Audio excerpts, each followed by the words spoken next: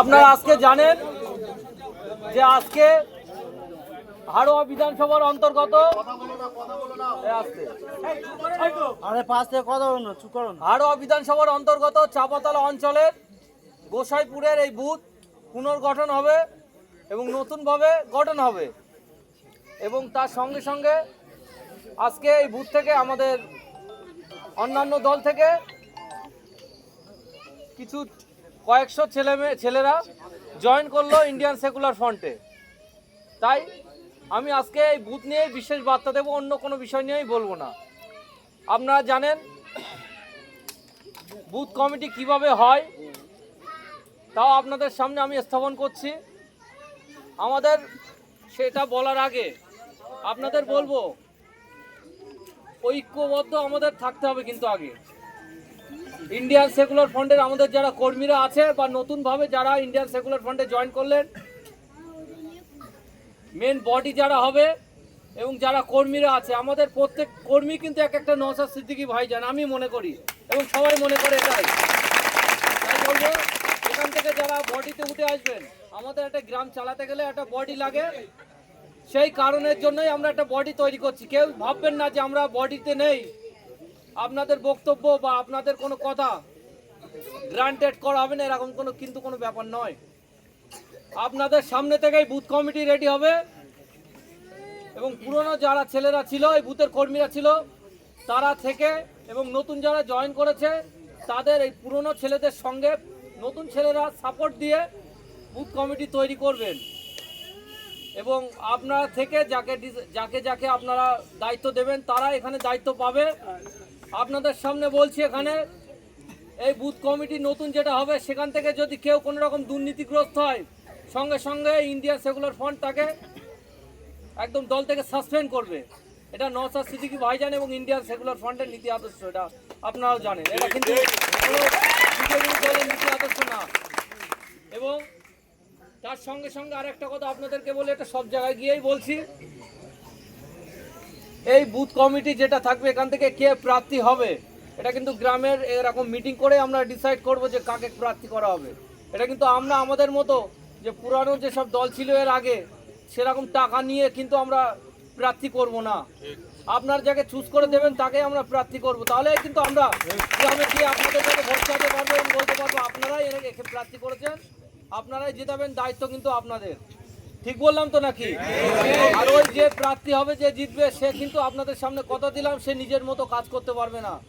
সে জিতবে, সে সবাইকে নিয়েই কিন্তু চলবে এবং গ্রামের কিভাবে উপকৃত হয় গ্রামবাসী, গ্রামের কিভাবে উন্নয়ন হয় সেটাই কিন্তু সে ভাববে, তার মূল লক্ষ্য থাকবে এটাই।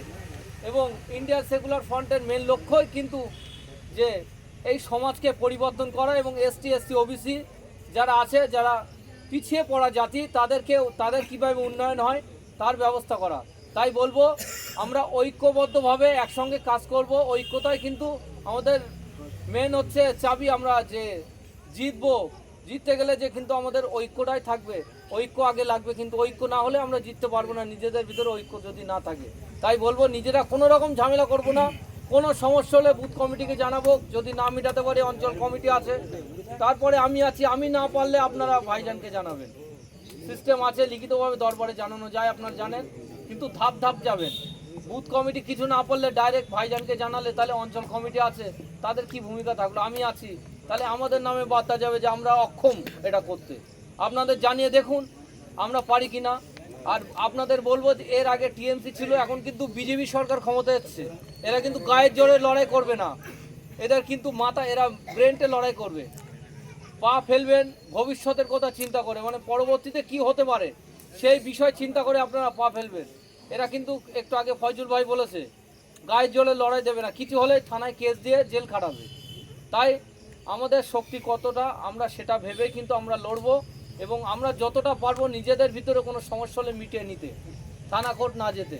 অবশ্যই আমাদেরকে কেউ যদি বেআইনিভাবে বা কেউ যদি মারধর করে আমরা কিন্তু ছাড়বো না। তার আমি আপনাদের জন্য আছি। এর আগেও দেখেছেন আমার কোনো কর্মী যদি কেস খায় বা কাউকে মার খাওয়ানো হয় ইচ্ছাকৃতভাবে, তার কিন্তু কোনো ছাড় হবে না। বেআইনিভাবে কাউকে মারলে আমরা ছাড়বো না, তার জন্য আমি আছি, ইন্ডিয়ান সেকুলার ফ্রন্ট আছে, অঞ্চলের সবাই আছে, বুথ কমিটি আছে।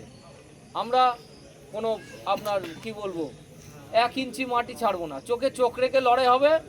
সে বিজেপি বলুন বা অন্য কোনো দল বলুন, নতুন যারা উৎপত্তি হচ্ছে, অনেকে আজকের পর থেকে যে 4 তারিখের পর থেকে জামা উল্টাচ্ছে, জার্সি চেঞ্জ করছে। যারা দুর্নীতিগ্রস্ত তারা অনেকে কংগ্রেসে জয়েন করছে, অনেকে বিজেপিতে জয়েন করছে। তাদেরকে কি বলবো, একটাই বার্তা ইন্ডিয়ান সেকুলার ফ্রন্টের তরফ থেকে আপনাদের বুথের কাছে বা এই বুথ কমিটির কাছে আপনাদের বলবো যে তাদের কাছে আপনারা যারা যারা টাকা পাবে বা কোনো জন দুর্নীতিগ্রস্ত কমপ্লেন দিন বা জানান, সেগুলো সঠিকভাবে যদি না দেয় আমরা আইনগতভাবে ব্যবস্থা নেব, থানাতে স্টেপ নেব। যে যা দল করছে করুক, আগে আমাদের যারা দুর্নীতি করেছে, গরিব মানুষের হক ফাঁকি দিয়ে খেয়েছে, তাদের টাকা দিয়ে যে দল পারে করুক। তাই তো ঠিক বললাম না কি? তাই আমাদের যে বুথ কমিটি হবে, এই বুথের দায়িত্ব নিতে হবে যে এই বুথে কি দুর্নীতি হয়েছে, সেই বুথের কিন্তু হিসাব দিয়ে আপনারা যে দলে যাবেন, কিন্তু এই হিসাব আমাদের দিয়ে যেতে হবে। বৃষ্টি হচ্ছে, আমি বক্তব্য দীর্ঘায়িত করব না। আজকের এখান থেকে আমরা বুথ কমিটি করব, কে সভাপতি, সম্পাদক, ক্যাশিয়ার হবে আপনাদের মধ্যে ডিসাইড করে। এক জায়গা থেকে কিন্তু করব না, এই গ্রামের প্রতিটি পাড়া থেকে এক একটা ছেলে নিয়ে বুথ কমিটি শক্তিশালী ইন্ডিয়ান সেকুলার ফ্রন্টের সংগঠন এই বুথে তৈরি করব, যাতে আমরা এই বুথ জিতিয়ে এই পঞ্চায়েতকে উপহার দিতে পারি নওশাদ সিদ্দিকী ভাইজানের হাতে। আমি এই বলে আমি আমার বক্তব্য শেষ করছি। ইন্ডিয়ান সেকুলার ফ্রন্ট জিন্দাবাদ, নওশাদ সিদ্দিকী ভাইজান জিন্দাবাদ, ইনকিলাব জিন্দাবাদ। আমরা মিটিং শেষ করব। আচ্ছা, যারা